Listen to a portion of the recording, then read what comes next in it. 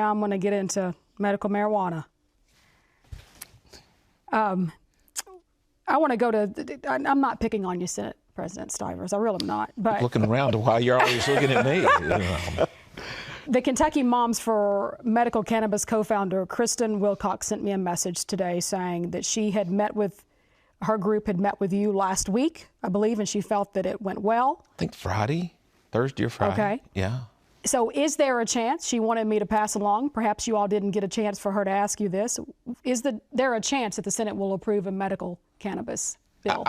Look, this to me is probably one of the most complex issues. And with Ms. Wilcox and group, I talked about this. I've seen family members go through cancer treatments. In no way do I want to be unsympathetic, because if you recall, in 2010, I walked off the Senate floor to have found out my mother had passed away from colon cancer. Now, I saw what she endured. I've seen what others have endured. My brother-in-law endured with glioblastoma. But there are also things out there that we want to make sure we do it the right way if it is done. Because and there was a misrepresentation, probably because of poor communications, that I was referencing Norton's overdose hotline. I was referencing that Norton's has an overdose hotline, but nationally there has been a substantial increase due to and related to marijuana use. And, so when you look at it, and I actually went to Denver, and I walked around kind of like undercover boss and started asking them, what do you do for a medical diagnosis, and how do you do that? And the person said, oh, well, we do it this. And I said, do you know about the recreational? Oh, we own both shops. So I found it interesting. And then there's actually an article that's come out in National Geographic, and there are indicators. And they're indicators, and see that, but it's not proven, and that's what's really difficult about this. There's indicators out there that certain things are helped. There are indicators that there are adverse consequences, and so until you get the research behind it, that we can, I heard everybody for 2 years say, let's follow the research, let's listen to the research. Now nobody wants to pay attention to any research. So let's research the issue. It may be tough, but I also give people this one thing in the law that a lot of people don't realize. If you're sitting there in palliative care using THC, do you think the state police are going to come in, or the sheriff is going to come in and raid you? First of all, you've got a defense that has been around as long as Old English common law. A choice of evils.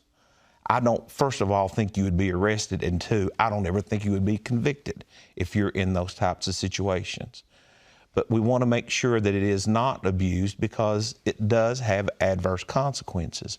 But I am working on it with others to try to figure out how we can get to a yes to take care of those individuals who are at end of life, who are needing of something of that nature that they think, even though it may be a placebo type of atmosphere, that it would help them. Well, last year's bill that came from the House, it was pretty restrictive on the ailments that were approved for the use. So do you want even a more narrow scope? I don't know about more narrow scope, but I think it would be good to look at a couple other alternatives. And I don't know if it was in the bill, but I'm actually have a meeting scheduled with some people who have processed this in other states. Should we have a Casper-style system for the prescribing of these, and what it is being prescribed for and the way it is being ingested? Because there's 50% more carcinogens in smoked marijuana than there is tobacco. Should we have full disclosure of who the individuals are that are actually the groups or business, or it's not going to be a pharmacy, because the pharmacists really don't want to touch it, so I really don't the distributors or dispensers as to who the owners are in those. And much like we do an ABC store or a liquor store, you have to disclose all owners. So we know just exactly how it is being done, that it's being reported, and it's not being abused. You know, what the Senate President is saying, I can't argue against. You want to do it the right way, and I think you ought to look at it in a way that you can eliminate those things that would be negatives in doing so. But I think there's a lot of examples out there, and there's a lot of things that we can examine that will show us what it can do in this, that, or another situation, and we should get on with it, because we know that it is a benefit to a number of people who are in these situations where it relieves their pain or discomfort, et cetera. The question is making sure that it's not the abuse. I agree with that. But there are systems that are out there to do that. I don't think it's as complex as we might make it. And that bill that was out there is very restrictive, and more restrictive than I would think it should be, quite frankly. But I think we ought to at least go down that road. Let's examine that. Let's review it, and make changes as we go.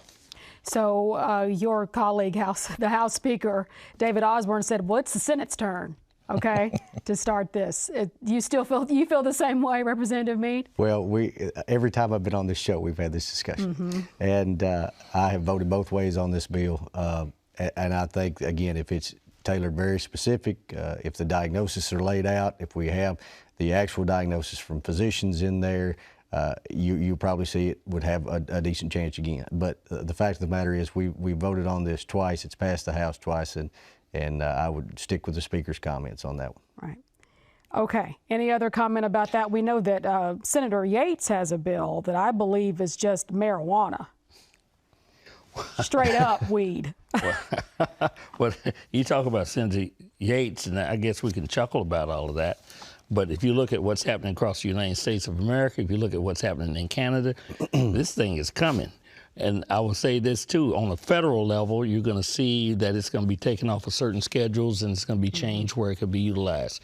In fact, there's a couple of bills now in the House that have been filed by Representative Kirkconnell related to, well, let the people decide. Let's make it a constitutional issue. Let's let them decide. And decriminalizing, right? Decriminalizing bills. The one's a statutory approach, and the other is let's let the people decide, and let's resolve this issue.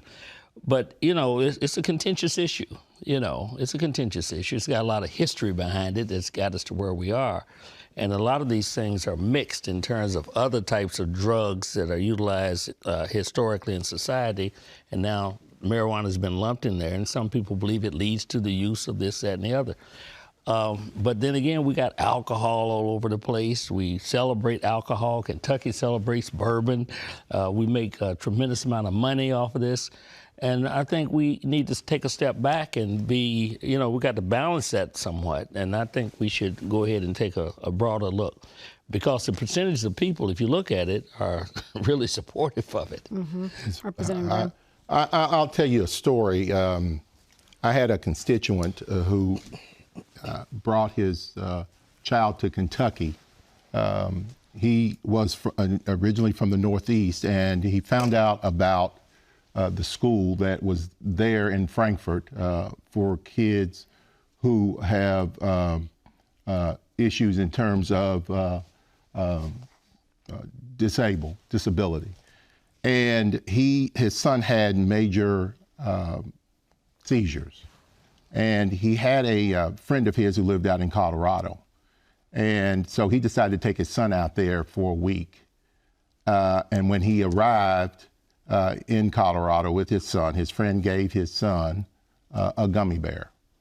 And in that gummy bear was obviously cannabis. For that whole week that child stayed out there, he had no seizures.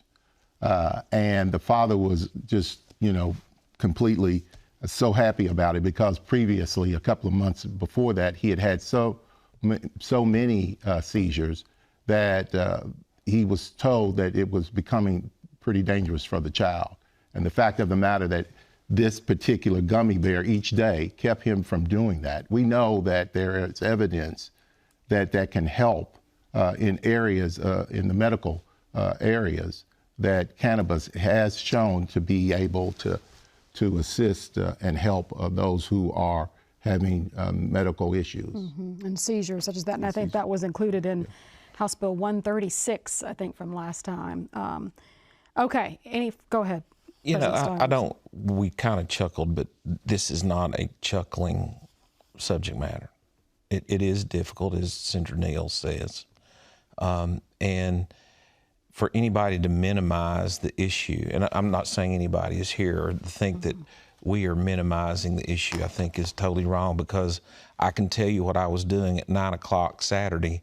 I was reading articles on this, reading studies, statistically significant indicators about spasticity. Those aren't words I use every day, but that's what investigators talk about. And I was reading articles and sending out emails about, get me people who can tell me about this, or about, you know, you get into nausea suppression, appetite enhancement, where there has been cancer treatments. You know, those are the things and I know I've become kind of the poster boy for this to throw darts at, but I think a lot of other people are in similarly situated circumstances that they want to figure out what the right thing to do. And there are statistically significant indicators, but is that the best way to do this? And everybody feels the gravity of the situation and are taking it very seriously, going through all the things we're doing, even on Saturday nights at 9 o'clock.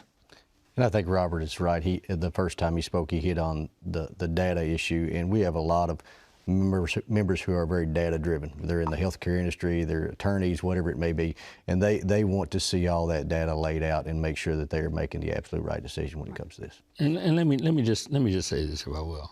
When we function in the Senate, that's what I know most in terms of the House. The approaches are pretty studious. That's why I don't question. When we have debates or discussions about these matters, everybody's serious about this. We have difference of opinions sometimes, but actually most of the time we agree on the various issues that we deal with. But from the outside, people look at that and they interpret that a different sort of way. I just happen to feel that there's sufficient information to move forward on this particular issue. And because the Senate President or others in the Senate may think that that hasn't satisfied what they think is necessary, that doesn't mean it's necessarily bad. So in fact, I think the process is good because we can scrutinize it carefully instead of just jumping off a ledge. So what about a constitutional amendment? What about what Representative Neal and Kokarni you know, is proposing? and I don't think the constitutional amendment is the direction to go, because first of all, one, we appropriated money for the University of Kentucky to do research on this. Their research will be back before a constitutional amendment could even go on the ballot in November of 2024. I think we'll have some definitive answers from individuals like Dr. Walsh and people like that who have been at Johns Hopkins and done this types of study, who the NIH, National Institute of Health, has given $80 million over 4 years to look at the opioid problem. They'll come back within the next year with, here's what we think we have found, this is what we think it could be used for or not used for.